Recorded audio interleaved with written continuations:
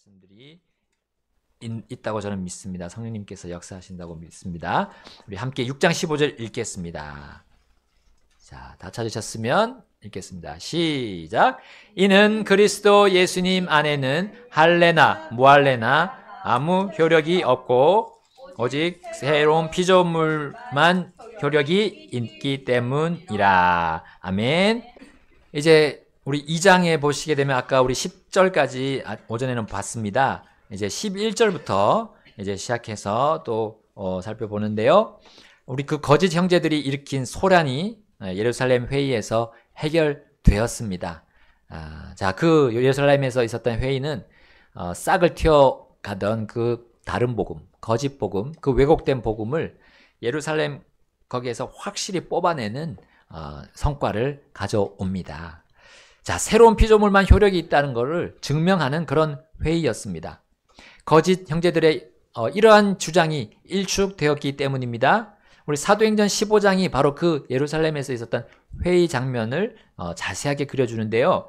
사도행전 15장 1절부터 5절을 한번 가서 보겠습니다. 사도행전 15장 1절, 그 거짓 형제들이 주장한 것이 바로 이것이었습니다.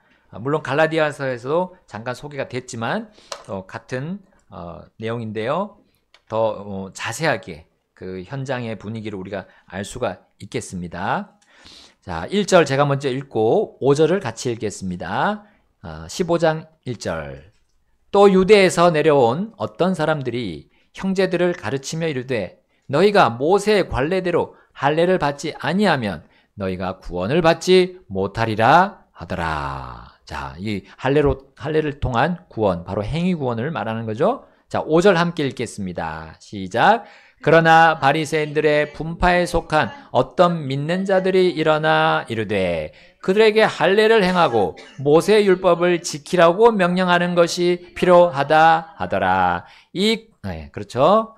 자, 보십시오. 여기 믿지만 바리새인의 분파에 속했다 했습니다. 형제지만 이들이 뭘 주장합니까? 할례를 행하고 모세의 율법을 지키라라는 그런 명령이 필요하다. 자, 이러한 거짓 복음, 왜곡된 다른 복음은 다른 복음에 대해서 이 바울을 비롯해서 사도들이 어떻게 일축시켰는지 우리는 볼 수가 있는데요. 15장 10절 보시면 이렇게 나옵니다.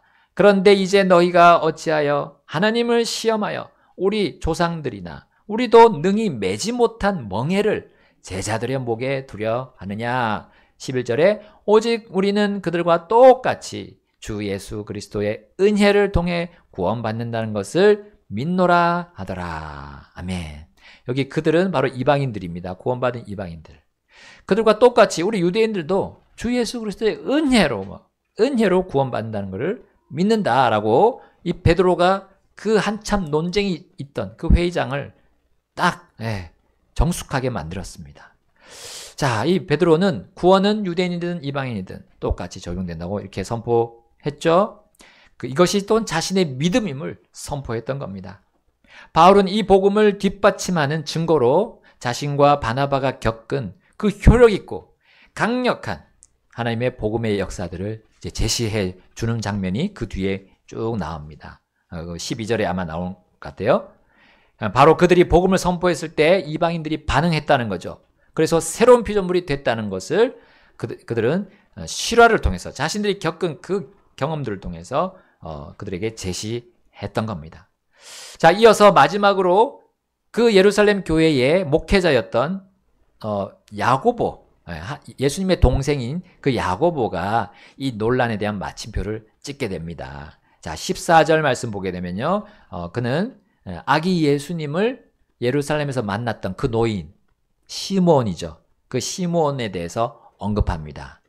자, 그가 예수님을 뵙고 이제 성령님으로 충만해서 찬양한 내용이 그 누가복음에 나오는데요. 그것을 이렇게 정리했습니다. 야고보가요. 자, 야고보가 어떻게 정리하냐면 사도행전 15장 16절 17절이에요. 제가 읽고 우리 17절 같이 읽겠습니다.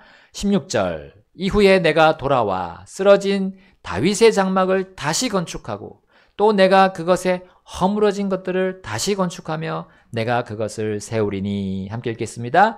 이것은 사람들 중에 남은 자들과 내 이름으로 불리는 모든 이방인들이 주를 찾게 하려 함이니라. 이 모든 일을 행하는 주가 말하노라 하셨느니라. 아멘. 자, 이방인들이 또 주를 찾게 한다. 이것이 우리 주 예수 그리스도가 오신, 그 메시아께서 오신 이유라는 것을 또 알려주었습니다. 자, 유대인에게만 구원이 있다는 논리, 그거는 잘못된 것임을 선포한 것이나 이 야고보가 선포한 것이나 다름없었습니다. 또한 유대인에게 주신 율법, 전통으로 내려온 풍습이 구원을 준다는 그 논리는 하나님의 복음이 아니라는 것을 야고보가 선포한 것이나 마찬가지였습니다. 자, 유대인의 풍습은 유대인에게만 적용하되 그것을 또 구원교리로 적용하지 말라는 뜻이었죠. 유대인으로서, 이 야고보가 유대인으로서 그렇게 얘기했던 겁니다. 자, 이제 19절을 보시면 하나님께 돌아온 자들, 곧 구원받고 자유롭게 된 이방인들을 다시 속박하지 말라라고 야고보가 판결을 내립니다.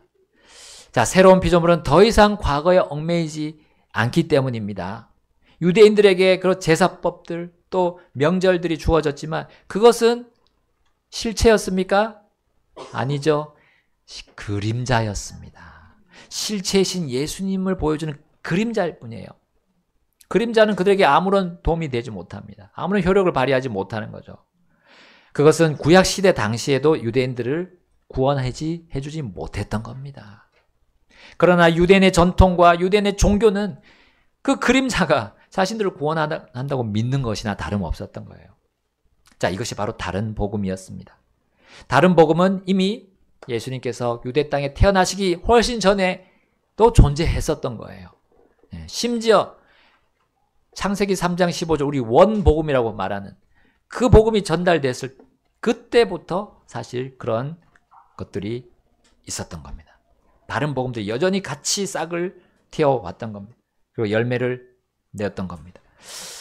자, 그분의 오심을 기다리면서 그분을 구주로 믿지 못하도록, 기다리지 못하도록, 또 구주로 믿지 못하도록 유대교와 이 유대 전통이 유대인들을 막아섰던 겁니다.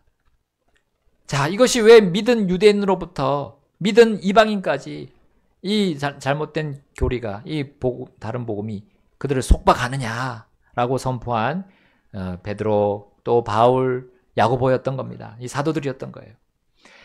자, 물론 새로운 피조물이 율법 가운데 그 도덕법에 대해서도 자유롭게 된 것은 아니라는 거죠. 야고보는 그걸 이제 덧붙입니다. 도덕법, 이거는 하나님이 주신 기본적인 우리 삶의 원리입니다. 모든 사람이 이게 주어진 원리라는 거죠. 자, 이것에 대해서 이렇게 말합니다. 몇 가지 예를 듭니다. 사도행전 15장 20절이 그것을 말해줍니다. 같이 읽어볼까요? 20절. 자, 시작. 다만 우리가 그들에게 글을 써서 그들이 우상들에게 오염된 더러운 것들과 행음과 목매어 죽인 것들과 피를 멀리하게 하자는 것이니라. 아멘. 자, 이런 것들, 우상과 연관된 것들, 또 목매어 죽인 거, 피를 마시는 거, 이런 거, 이거는 좋지 않은, 정말 이거는 복음의 어떤 그런 능력을, 또 복음의 모습을 희석시키고 잘못된 방향으로 나아갈 수 있는 그런 좋지 않은 풍습들이죠. 이것은 이방인들이 많이 해왔던 겁니다. 이방인 그리스도인들에게 이것을 하지 말게 하는 것이 복음을 드러내는 그런 또 그게 됐습니다. 힘이 되고 또 계기가 되는 거죠. 자, 이러한 행위들은 그러한 잘못된 행위들이기 때문에 이것에 대해서는 야고보가 분명히 또 판결을 내렸습니다. 자, 이것은 새로운 법, 곧 생명의 성령의 법, 생명의 성령의 법에 저촉이 되는 것이기 때문에 야고보는 이것을 멀리하도록 판결을 했던 겁니다. 자, 우리 새로운 피조물이 되기 전에 우리가 우리에게 성도가 되기 전에 우리에게 적용된 법, 그거는 죄와 사망의 법이었죠. 곧 옛날의 율법들입니다. 이러한 유대인들에게는 희생 헌물 그리고 명절들에 대한 의식법이었습니다. 이것으로부터 자유롭게 된 주님의 교회들이었습니다. 주님의 교회들 안에 그러한 유대인들, 그런 풍습을 가진 유대인들이 들어왔었고, 또한 잘못된 그런 행습을 하는 또 이방인들이 이제 변화가 돼서 새로운 피조물로서 교회에 들어오게 된 겁니다. 그렇다면 이제 새로운 피조물은 자유의 법에 따라 그 생명의 성령의 법, 그게 자유의 법이거든요. 또 다른 말로는 자유의 법에 따라서 이제 적용을 받는 그런 존재가 된 겁니다. 그러니까 새로운 법에 적용을 받는 거죠. 무조건 자유라고 해서 마음대로 가는 것이 아닙니다. 이제 하나님의 그 법 테두리 안에 여전히 있는 것이고, 그 법이 어떤 법을 적용하는 거냐면 바로 성령님께서 우리를 이끄시는, 인도하시는 그 법 안에서 우리가 가는데, 그것은 우리를 생명을 주는 겁니다. 생명. 그리고 생명을, 다른 사람들의 생명을 또 살리도록 하는 그런 법 안에서 우리가 살아가야 된다는 겁니다. 그리스도 예수님의 그 그림자 안에서 이제 새로운 피조물은 아무 효력이 없다는 것을 분명히 말씀해 주셨고, 또 그러나 그리스도 예수님이라는 실체 안에서 우리가 살아갈 때 우리는 효력 있게 살 수 있다는 것을 여기서도 보여주고 있습니다. 자, 그런데 이러한 효력 없는 가짜 복음이 그 예루살렘 회의로 완전히 없어졌을까요? 사라졌을까요?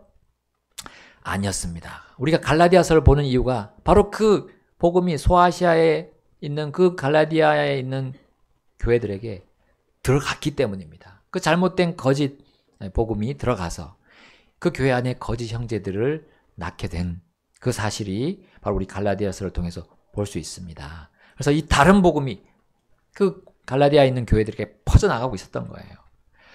자, 이제 바울은 그 회의 이후에 일어난 그 자신과 또 사도들 간의 사건이 바로 또 그러한 것을 보여준다는 사실을, 그 퍼져나가려고 하는 그런 기미가 있었던 것을 보여주고 있습니다.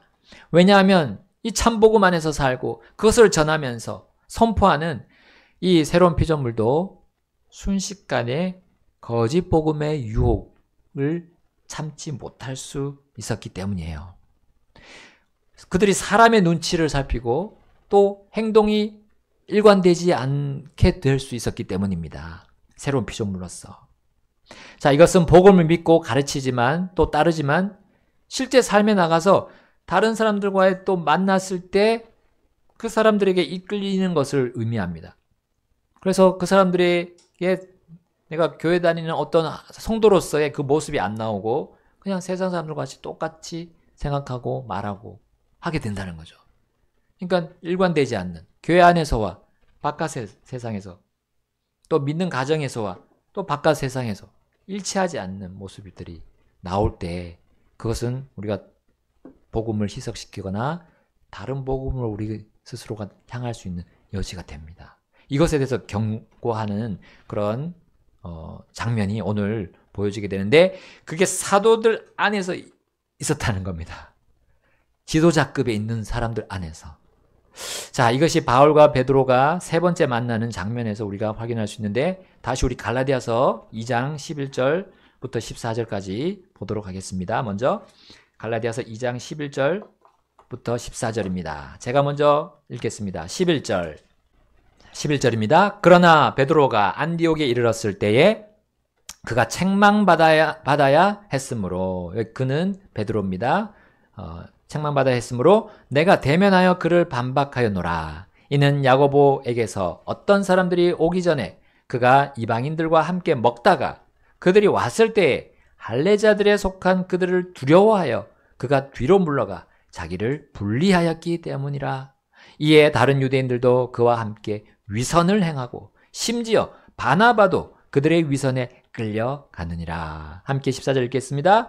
그러나 그들이 복음의 진리에 따라 올바르게 걷지 않는 것을 내가 보고 그들 모두 앞에서 베드로에게 이르되, 내가 유대인임에도 이방인들의 방식대로 살고 유대인들처럼 살지 아니하면서 어찌하여 이방인들을 강요하여 유대인들처럼 살게 하느냐 하였노라.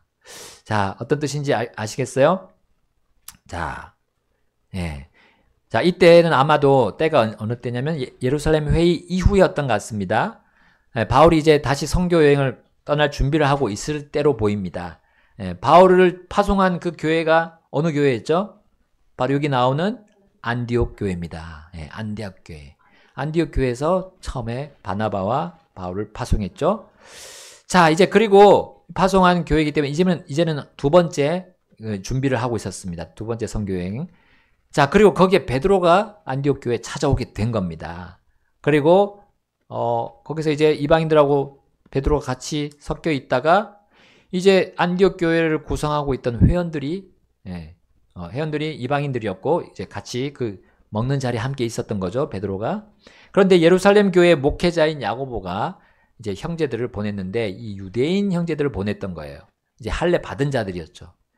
그때만 해도 이 유대인과 이방인 사이에 여전히 그 각각의 풍습을 가지고 있었고 또 서로 이렇게 좀 잘 섞이지 못하는 그것 때문에 섞이지 못하는 그런 일들이 있었던 것 같아요. 여전히 새로운 피조물의 그런 피조물이지만 여전히 그 실제 일상에서는 그런 것들이 그런 풍습이 조금 더 강조되고 또 더 커 보였던 그런 때였습니다. 심지어 사도인 이 베드로도 그러했던 거예요. 그래서 유대인 형제들이 오자마자 그가 그것을 보고 자세를 바꾼 거죠.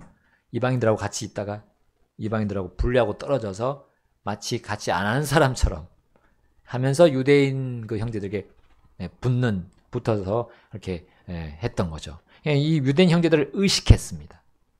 사람의 그런 외모에 주의를 기울이고 그들을 두려워했던 거예요.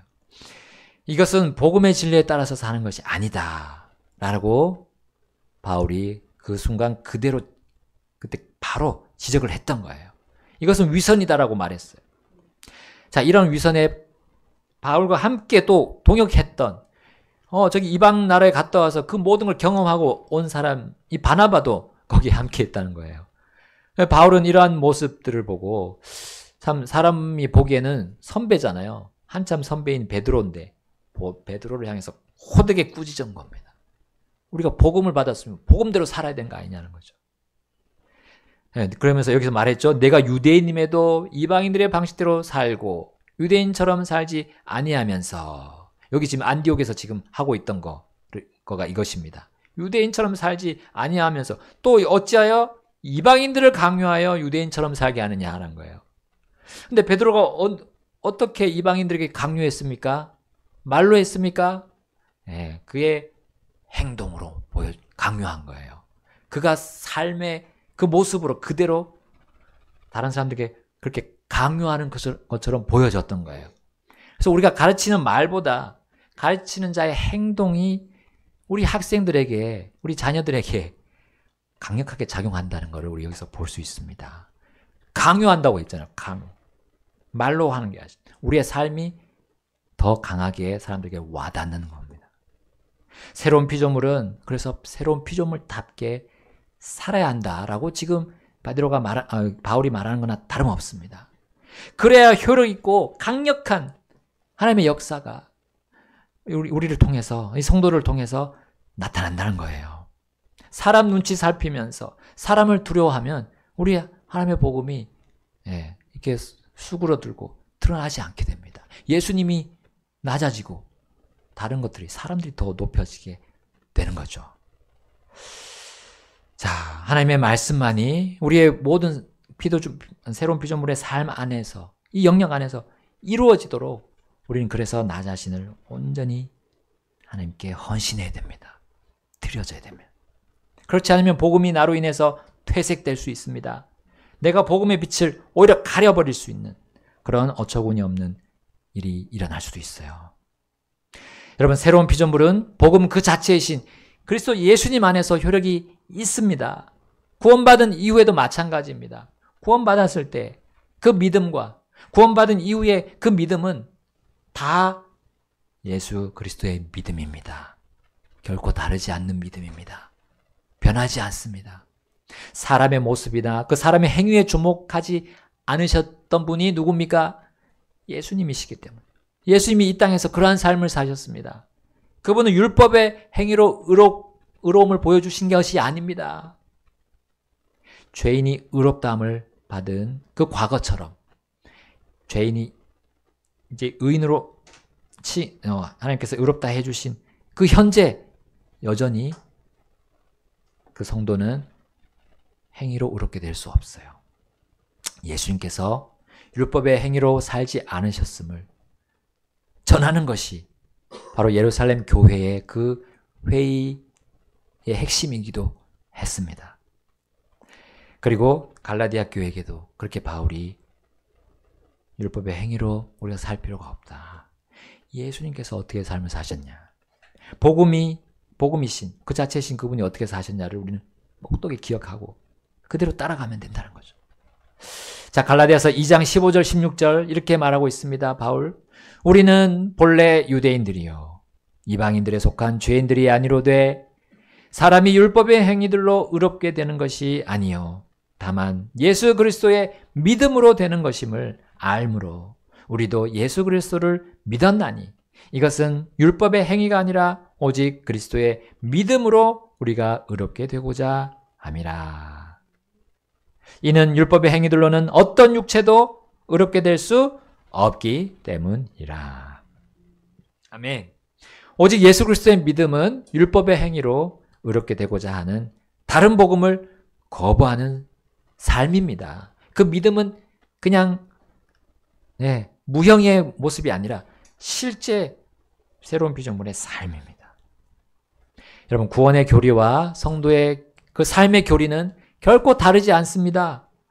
오직 예수 그리스도께서 하신 그 공로이고 그분이 그렇게 사신 그 실제 삶이에요. 그 삶을 따르는 겁니다. 그것이 그리스도의 믿음입니다. 그럴 때 우리는 효력 있고 강력한 주님의 일꾼이 될 수 있습니다. 여러분, 율법을 지켜서 의롭게 되려는 속성이 이 성도 안에 있는 그 육신의 본성입니다. 율법을 어떻게 내가 좀 행위를 해서 의롭게 되고자 하는 것. 이건 육신이 가지고 있는 거예요. 육신의 본성. 그래서 우리가 구원받았지만 여전히 이 옛사람인 육신의 영향력을 받고 있고 이것에 내가 굴복하게 되면 또 그런 옛 습관이 나올 수 있어요. 그러면 새로운 피조물임에도 불구하고 효력 없는 그러한 생활을 할 수 있어요. 결국 그런 하나님께서 낙제를 주는 그런 성적표를 받을 수도 있습니다. 새로운 피조물은 의의 사역을 하도록 하나님께서 창조하셨습니다. 그것은 종교 행위를 하라고 그렇게 창조하신 것이 아닙니다. 우리를 그렇게 새롭게 만드시지 않았습니다. 억지로 일을 하라고 그렇게 또 하시는 것이 아닙니다. 시켜서 막 질질 끌고 다니면서 우리에게 주님의 일을 하라고 하시려고 우리를 새롭게 만든 것이 아닙니다. 의롭게 하신 그 하나님을 향한 믿음으로 그 일을 하라고 하시는 것이고 또 그분을 향한 소망으로 기쁘게 그분의 법을 지키는 것입니다. 또 그분을 향한 사랑으로 기꺼이 그분의 명령에 따르는 것이죠. 이것이 새로운 피조물의 효력 있는 삶의 모습입니다. 이게 새로운 피조물의 본성입니다. 그래서 갈라디아 2장 17절 이렇게 말씀하십니다. 2장 17절 그러나 만일 우리가 그리스도로 말미암아 의롭게 되고자 하다가 우리 자신 또한 죄인으로 드러나면 과연 그리스도께서 죄의 사역자가 되시느냐? 결코 그럴 수 없느니라. 이는 내가 만일 허문 것들을 다시 세우면 내가 나 자신을 범법자로 만드는 것이기 때문이라. 자, 19절 함께 읽겠습니다. 이는 내가 하나님을 향해 살려고 내가 율법을 통해 율법에 대하여 죽었기 때문이라. 아멘. 여러분, 이방인만 죄인이고 이방인 성도만 죄로 드러난다는 법은 없습니다. 유대인도 그럴 수 있습니다. 자, 그러나 복음이신 우리 그리스도께서는 죄의 사역자가 아니십니다. 여러분, 성도가 육신의 본성을 택하는 책임은 그 성도들 자신에게 있습니다. 예수님은 아무런 관계가 없습니다. 예수님은 오직 의의 사역자이십니다. 그리고 우리를 새로운 피조물이 되게 하실 때 그리고 지금 그 과거나 지금이나 마찬가지로 그 일을 하고 계세요. 의의 사역자로서 우리를 거듭나게 하셨고 아버지 앞에서 의롭다함을 받게 하셨습니다. 그리고 이제는 새로운 법에 따라서 새로운 삶을 살도록 그분은 의의 사역자로 계속 일하고 계십니다. 율법을 통해 율법에 대하여 죽도록 우리 앞에서 일하시는 분이 예수님이십니다. 예수님은 율법을 다 성취하셨기 때문에 더 이상 우리가 율법을 성취하려고 율법에 얽매일 이유가 없습니다. 행위를 통해서 내가 의로워지려고 할 필요가 없어요. 이유가 없습니다. 자, 우리도 유대인처럼 선민이 되려고 우리가 따로 할례를 받을 필요도 없다는 겁니다. 선민인 유대인도 의롭게 되려고 꼭 구원을 받으려고 할례를 받을 필요가 없게 되었어요. 이러한 의식들에 복종해서 구원받으려는 시도, 이것은 오히려 하나님의 은혜의 복음을 허무는 행위가 되는 것입니다. 그래서 우리가 하는 구원을 받으려고 하는 모든 행위들, 심지어 침례를 받으면 구원받는다는 그런 논리를 내세우는 사람들이 있습니다. 완전히 다른 복음입니다. 그리고 예수님이 구원자라고 하면서 거기에 안식일을 지켜야 된다라고 하는 제7일 안식교, 얼토당토 않는 정말 가짜 복음입니다. 그런 가짜 왜곡된 복음들이 수두룩합니다. 여러분, 예수님께서 십자가에 못 박히신 이유가 무엇입니까? 자신의 죄 없는 피로 우리의 모든 죄를 씻기 위함 아닙니까? 그러나 이것만이 아닙니다. 예수님께서 숨을 거두시기 전에 외치신 말씀이 있습니다. 5자. 그렇습니다. 다 이루었다. 다 이루었다. 예수님은 세상 죄를 제거하시는 하나님의 어린 양이라고 침례자 요한이 선포했죠. 예수님은 처음이요 마지막이십니다. 이렇듯 율법에 대해서 다 이루셨던 겁니다. 우리가 하는 모든 의로운 행위가 우리 안 된다는 것을 그 다 이루었다는 말씀으로 해주신 거예요. 나만 바라보라. 예수님이 나만 바라보라고 말씀하시는 거예요. 내가 다 이루었으니까 내 뒤만 따라오라는 거예요. 예수님은 계속해서 우리를 올가매려는 그 죄의 힘인 율법을 다 이루신 겁니다. 근데 그것을 거부하고 또 내가 행위를 해서 의롭게 되려고 하는 거, 이거는 내가 죄의 힘을 또 끌어들이는 거예요. 사람은 율법의 의를 다 이루신 예수님을 믿으면 새로운 피조물이 됩니다. 그 새로운 피조물은 율법의 의를 다 이루신 구주이자 주님이신 예수님을 그냥 따라가면 되는 거예요. 다른 사람, 다른 존재, 다른 단체를 따르는 것을 멈추고요. 예수님만 따라가면 됩니다. 예수님께서 말씀하신 대로 따를 때 우리는 그 효력을 반드시 보게 됩니다. 그렇지 않으면 우리는 영적인 권능을 점점 잃어버릴 것입니다. 우리의 새로운 삶은 오직 예수 그리스도로 인해 시작되었기 때문입니다. 그리고 그분으로 인해서 계속 진행되고 있고요. 예수님으로 인해서 마침표가 찍혀질 것입니다. 그분 안에서 우리는 효력 있는 자가 될 수 있습니다. 그분 안에서 우리는 강력한 주님께서 역사하시는 도구가 될 수 있을 것입니다. 새로운 피조물 여러분, 단순히 우리 예수님만 바라보면서 그분처럼 삽시다. 그분처럼. 그렇게 사는 방법을 바울은 이제 다음 구절을 통해 제시했습니다. 2장 20절, 갈라디아서 2장 20절 다 같이 읽어보겠습니다. 시작. 내가 그리스도와 함께 십자가에 못 박혔으나 그럼에도 불구하고 내가 사노라. 그러나 내가 아니요 다만 그리스도께서 내 안에 사시는 것이며 내가 지금 육체 안에 사는 삶은 나를 사랑하사 나를 위해 자신을 주신 하나님의 아들의 믿음으로 사는 것이라. 아멘. 자, 여기에 두 가지 나라는 존재가 등장합니다. 나인데 두 가지가 나와요. 자, 처음에 나오는 그리스도와 함께 십자가에 못 박혀 있는 나. 그 나는 누구입니까? 옛사람입니까? 새사람입니까? 옛사람. 예, 옛사람. 육신입니까? 성령입니까? 육신. 육신이죠. 우리의 옛성품. 그거는 새롭게 되지 못합니다. 그냥 못을 박아놓고 죽음에 내어줘야 돼요. 죽어야 돼요. 나에게 전혀 유익이 되지 못하고 아무런 효력이 없는 그 옛날 피조물은 못 박혀 있다 했습니다. 자, 그러면 그럼에도 불구하고 내가 산다고 했어요. 여기 나는 누굽니까? 예, 새로운 피조물이죠. 성령이라고 할 수 있고 새로운 성품입니다. 자, 그다음에 그러나 내가 아니요 다만 그리스도께서 내 안에 사시는 것이며 할 때 나는 누굽니까? 예, 내가 아니요 했을 때 그거는 예, 내가 아니요. 이건 육신이겠죠. 예, 나는 할 수 없잖아요. 나는 아니요. 나는 육신이고. 두 번째, 내 안에 사시는 것이며 할 때 그 내 안에 나는 새로운 피조물. 자, 우리 새로운 피조물은 지금 잠시 동안 이 몸, 이 육체 안에서 살고 있습니다. 그리고 그 옛 성품과 함께 또 있어요. 같이 뭉쳐질 수는 없지만 같은 마음 안에 우리의 속 안에 있습니다. 마음속 안에. 그러나 육체가 생명을 다하게 되면 이제 어떻게 됩니까? 우리는 새로운 피조물은 완전한 자유를 누리게 됩니다.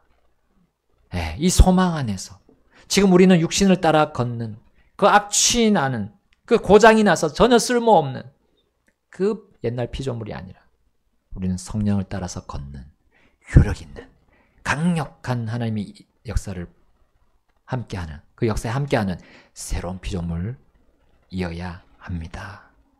새로운 피조물은 그리스도께서 내 안에 사시는 것을 우리가 삶으로 증명하는 존재입니다. 새로운 피조물은 그리스도께서 나를 사랑하심을 삶으로 증명하는 존재예요. 새로운 피조물은 그리스도께서 나를 위해 자신을 주셨음을 삶으로, 실제 삶으로 증명하는 존재입니다. 그 삶은 그 자신의 계획이 아니라, 의지가 아니라 바로 하나님의 아들의 믿음으로 사는 것이다 했습니다. 여러분, 예수님께서 나를 사랑하사 나를 위해 자신을 내어주신 그분의 삶이 바로 새로운 피조물의 믿음입니다. 새로운 피조물의 실제 삶입니다. 여러분, 우리는 예수님만을 우리의 삶에서, 실제 삶에서 드높여야 하는 것입니다. 여러분, 구닥다리, 이 옛 피조물, 이 육신, 옛 성품은 예수님으로부터 멀리 떨어져 있는 아무 가치 없는 땅의 쓰레기들, 이거 줍고 다니도록 마치 그렇게 인도하는 거예요. 십자가에 못 박혀 있음에도 이 육신은 나에게 그렇게 소리 지르는 겁니다. 거기서 못 박힌 채로 소리를 치는 거예요. 야, 복음 사람들이 듣기 싫어해. 예, 복음 그거 사람들이 기독교, 크리스천 이 교회를 오히려 혐오하게 만들어. 야, 그러니까 복음의 그 도입 부분, 그 시작 부분만 좀 바꾸는 게 어때? 좀 긍정적으로 좀 생각해 보자. 긍정적으로. 죄 이런 거 다 빼고, 지옥 다 빼버리고, 긍정적으로 좀 시작해 보자. 그래서 하나님은 당신을 사랑하십니다. 라고 우리 시작해 보자. 아니면 혹은 사람들이 좀 관심 있어 하는 분야, 뭐 건강, 성공, 이런 거, 처세술, 이런 걸 한번 시작해 보자. 그러면 그거 읽으면서 뒤에 이제 복음의 메시지가 나오니까 볼 수 있지 않냐. 누가 요즘에 전도지 읽겠어. 우리가 좀 머리 좀 써보자. 지혜롭게 한번 해보자. 이렇게 이 육신이 구슬리고 있다는 거예요. 또 이 세상, 이 마귀가 이렇게 사람들에게 이 잔머리 굴리도록 유혹하고 있다는 겁니다. 그러나 이것은 분명히 다른 복음으로 나아가는 통로가 되는 겁니다. 하나님께서 가증히 여기시는 거짓 복음, 왜곡된 복음으로 나아갈 수 있다는 사실입니다. 바울은 갈라디아 교회들이 바로 이러한 종류의 다른 복음에 변질될 위험에 처해 있었던 거예요.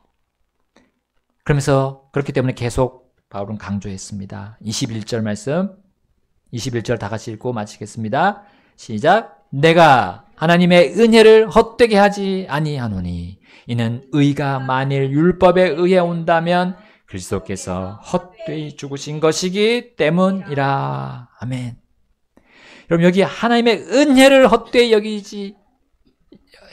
하지 아니한다 했어요. 여러분, 하나님의 은혜라고 했습니다. 은혜는 우리 사람이 얼마나 극악한 죄인이란 거를 분명히 드러내 보이지 않는다면 그게 은혜가 될 수 없어요. 여러분, 바울이 자신이 몸 안에 있던 사탄의 가시라고 한 그 자기의 연약한 부분이 있습니다. 육체에. 정말 이걸 고쳐달라고 하나님께 3번 간구했습니다. 근데 하나님의 오신 그 응답이 무엇입니까? 내 은혜가 내게 족하다, 충분하다. 왜냐하면 네가 약할 그때 강하게 된다고 했어요.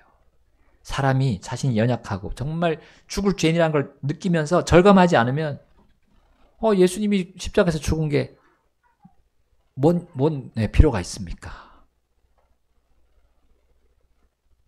예수님을 구원자로 받아들이겠어요? 내가 정말 죽을 죄인이라는 걸 인정하지 않는다면. 여러분, 복음은 사람이 죄악으로 인해서 심히 연약하고 정말 그냥 효용 가치가 없다는 것을 여실히 보여주는 게 복음의 시작입니다. 그래야 하나님의 은혜가 적용이 되는 거예요. 하나님의 은혜가 없다면 우리 이 연약하고 쓸모없는 사람이, 이 죄인인 사람이 다시 새롭게 됐어. 의롭다함을 받을 아무런 이유가 없습니다. 자, 그리스도의 죽음이 바로 사람의 죄 때문인데 이것을 은혜의 복음 메시지에서 다루지 않는다면 예수님은 헛되이 죽으신 것이다. 헛되이 죽으신 것이다. 자, 이것을 계속 갈라디아 교회에 강조하고 있습니다. 다른 복음이 들어오면 그 위에 세워지는 것은 다 헛된 겁니다. 그래서 바울이 계속해서 강조하고 행위로 의롭게 되려는 시도하지 마라. 우리는 예수 그리스도의 믿음으로 산다. 그것이 새로운 피조물이 효력 있는 그리고 강력하게 주님과 함께 역사할 수 있는, 일할 수 있는 단 한 가지다라는 겁니다. 자, 오직 새로운 피조물만 효력이 있다. 우리 예수 그리스도 안에서 그렇습니다. 예수 그리스도 안에서. 우리 각자는 아무런 효용 가치가 없습니다, 사실. 예수 그리스도 안에서 우리가 그 새로운 피조물이 되었고 우리는 이제 성령을 따라서 사는 것뿐입니다. 자, 우리 이 세상에 많은 것들이 이 진리, 이 간단한 단순한 진리에서 떠나게 합니다. 복잡하게 만듭니다. 복잡하게. 그리고 삶을 정리를 못하도록 다 흐트려뜨린 거죠. 섞어버리는 거죠. 퍼즐 다 맞춰놨는데 다 흐트러 버리는 것과 같습니다. 우리 주님 안에서 새롭게 다시 우리 결단하겠습니다. 피아노 반주 나올 때 또 우리 주님 앞으로 나가셔서 내 삶에 정리가 안 되는 것들 주님께서 깔끔하게 이 말씀으로 오늘의 이 새로운 피조물의 말씀으로 새롭게 정리해 주십시오. 나는 할 수 없는, 나는 그 정말 엄청나게 많은, 마치 엄청나게 많은 그 퍼즐 10,000개가 아니고 한 10만 개, 100만 개가 되는 그 퍼즐이라고 생각해요. 내가 어떻게 그걸 다 맞춰? 하나님께서 한 번에 끝내주신 그것을 내가 믿고 내가 주님께 온전히 의지하겠습니다. 하면서 우리 주님께 간구드리면서 마음에 있는 모든 것들이 깨끗하게 깔끔하게 정리되기를 바랍니다. 다 같이 우리 기도하겠습니다.